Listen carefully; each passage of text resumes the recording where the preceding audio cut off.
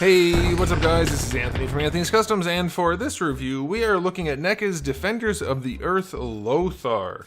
This is part of the Target Fall Geek Out, and it's in stores now, in Target stores now, because this is the second week of it, and that means all of the stores should have started receiving their stock, and they should be restocking, and they are available online, short of selling out. So if you are looking for these guys, you should be able to find them in-store or online. Had to say that because that's why they sent them to me. But we're going to do a review. They don't tell me what to say. I get to review however I want. I always do. Or I don't do the reviews. So let's go ahead and get it off the stand and take a closer look.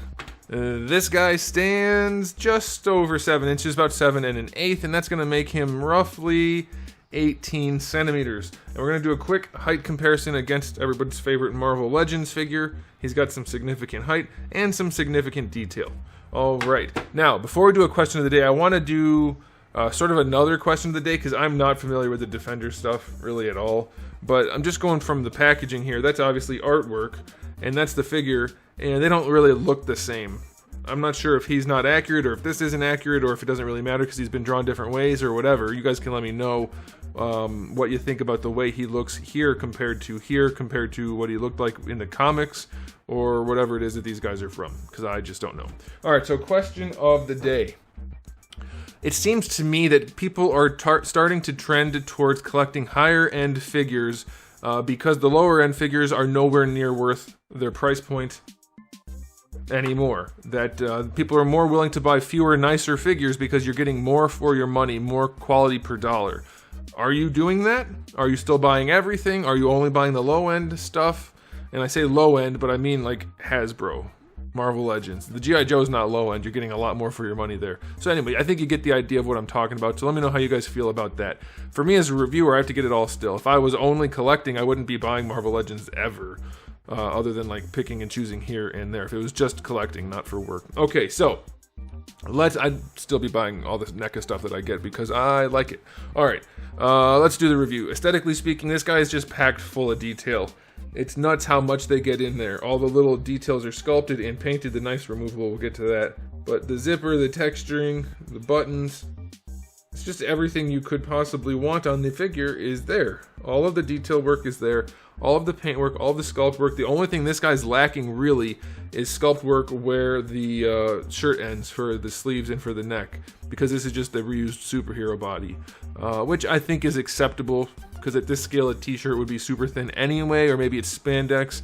You know, it'd be better to have it, but I think it's justifiable when everything else is sculpted so well and so much detail. So much detail. Like there's more paint on this guy's jacket than this entire figure. So yeah, I'm okay with it. I think it looks really, really, really good. I would say that the paintwork where the sleeves end and where the collar ends could be a little cleaner, and I think maybe a little bit of a warmer brown would have been nice for his skin tone, but just based on the artwork on the box. Like I said, I'm not familiar enough with the character to say, but there's a wash everywhere. All the I love it when action figures have the detail and the care. That's all. We're paying money for these. They should look like something somebody wants us to buy. Alright, so yeah, I think these look wonderful, and I'm going to give this one, I'll say 9 out of 10, not counting the potential inaccuracy to the artwork. Like I said, I don't know, and the box is making me confused about that, but 8 out of 10, even still, because it still looks damn good. And even then, like, it might not be accurate, but the face details are wonderful. The eyes are nice, the lips are nice, the eyebrows, everything's done. The sculpt work is good, I like it. Alright, for accessories, we have the 2 fist hands that come out in the package, then you get a gripping hand and a trigger finger hand, so that's nice. You get the little knife that does fit in the little sheath on his vest.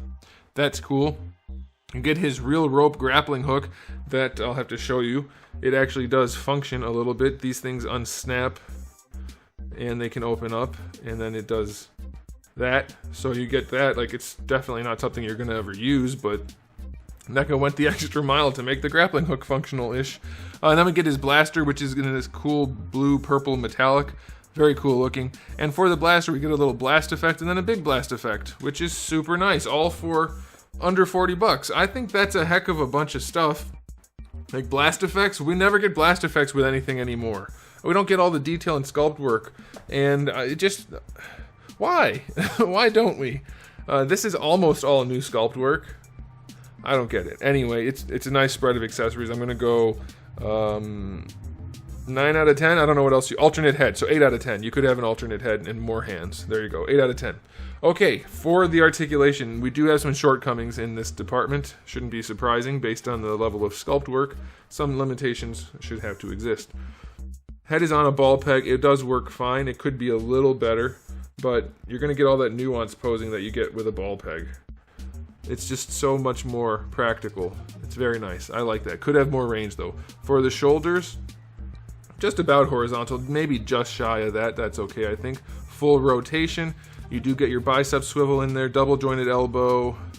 Gives you plenty of range. That's all you would expect, so that's good. The wrists have a swivel and a hinge. The ab crunch on this guy, you're not going to get it to go back because of his vest and his backpack, but it does go forward. If you force it, you get one notch basically. Maybe you could force it a little bit more, but I wouldn't recommend it. So pretty limited there. You get your waist twist and the floaty belt, which isn't exactly floaty. It's connected somewhere, it feels like, or it's just really tight. It kind of gets in the way, but you do get your waist twist. Bring the legs forward. It appears to me that they did do a better job on the hips than the first time we saw these, where they had that weird problem and they were falling apart. These are just ball pegs, which don't go quite all the way forward, but it's decent range. They go back a little bit, going out to the side. Other than where these pouches are in the way, let's try to adjust that. Yeah, basically you get your full-on splits, so that's really nice. And they're not loose either. They could be a little tighter in the splits, but it's not bad at all. Thigh swivel is fine. Yeah, that's perfectly good for the hips. I'm okay with that. The blaster does fit in the holster, by the way. Double jointed knees work nicely, no problem there. You get a boot swivel if you like that sort of thing. So you get the ankle that goes all the way back, really good range there, and far enough forward that I'm okay with that. That's a lot, actually, for most figures. You get a toe hinge, which is in the appropriate place. It's not super loose, so that's alright. And you get your ankle rocker, which works pretty well. The only thing I'll say is those ankle rockers are a little bit loose on this guy, but ultimately it works pretty well. Now you're probably wondering, can we take off the vest? Well, we'll get to that. Articulation rating is going to be 8 out of 10. For having all that stuff on there, I thought it was going to be a lot more limited. Torso is somewhat limited. Hips are reasonable, I'd say. Yeah, I think it works pretty well. I'm pleased with that. I thought he was going to have a lot more problems. Now, can I get the vest off? I don't know. I didn't think about it until the review started, so we're going to find out together.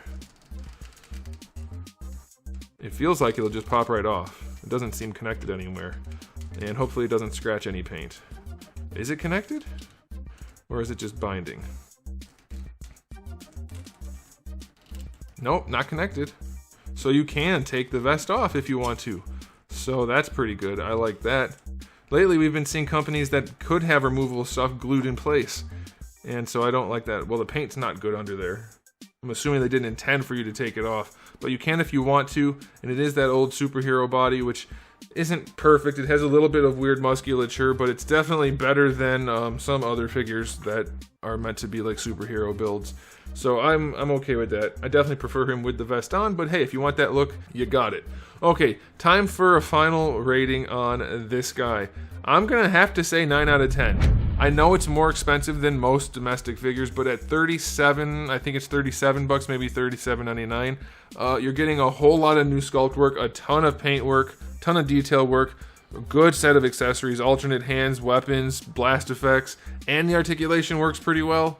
Like, for me, it's time for collectors to start speaking with their wallets. And that's not to say throw money at companies so that they charge more. That's to say don't buy stuff that's not worth it. And you can decide for yourself if it's worth it. If you happen to love the lower end figures, then hey, keep buying them. But if you're not happy when you buy them every time, then stop buying them. I have so many people in the comment section telling me, you know, every time I buy one of these figures from Hasbro or whatever, I feel like I just did it to do it. And I don't feel satisfied afterwards. I don't feel like I got my money's worth. Well, then stop buying them. Don't buy things you're not happy with, guys. These are toys. This is a hobby of collecting toys. If you're not having fun, you are doing it wrong. So think about that. And I think you'll have a better collection for it as far as you perceive it. Okay, guys, I'm done rambling. There it is. Thanks for watching. If you enjoyed the video, please do give it a thumbs up. If you didn't, give it a thumbs down. And if you haven't subscribed, you might want to. I have new videos almost every single day and thousands already on the channel. So make sure you come back for all of that. And in the meantime, keep collecting.